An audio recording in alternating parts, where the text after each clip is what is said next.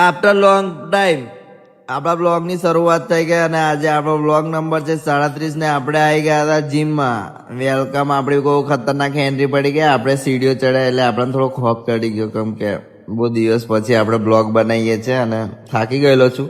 તો પહેલા જ મુલાકાત થઈ અનિલભાઈ જોડે અને અનિલભાઈ વર્કઆઉટ કરતા હતા. એના પછી આપણે અરીસામાં જોયું.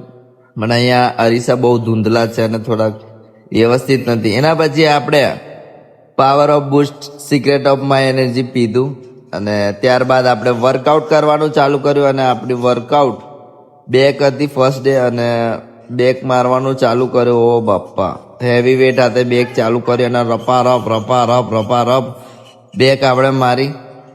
બેક માર્યા પછી થોડીક એનર્જી પૂરતી જેવું લાગ્યું તો આપણે ઊભા થઈ ગયા. એના પછી આપણે બાદશાહ જોડે મુલાકાત કરી અને આજે બાદશાહે મને કીધું હતું કે મને બ્લોગમાં લેજો બાપુ. એટલે બાદશાહ જોડે વાતોચીત કરી અને એને આપણે બ્લોગમાં લીધો અને અહીંયા જોઈ શકો છો હાલ અમે મસ્તી કરી રહ્યા છીએ. અમારા જીમમાં આજે ઓછી પબ્લિક હતી અને આ અમારા જીમનો બધાથી મોટામાં મોટો માણસ કહી શકો તમે અને મારો ખાસ મિત્ર છે. આખા જીમમાં એના જેટલી હાઈટ કોઈની નહીં અને એ વગર કોમનું બધાને નોલેજ હાલતો જ હોય.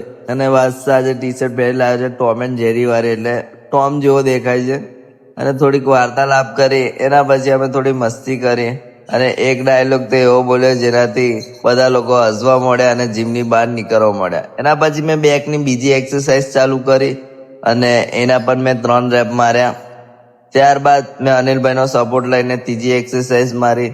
તો મિત્રો વધુ ના બોલતા એ આપણે બ્લોગની સમાપ્તિ કરશું. મળીએ નેક્સ્ટ બ્લોગમાં.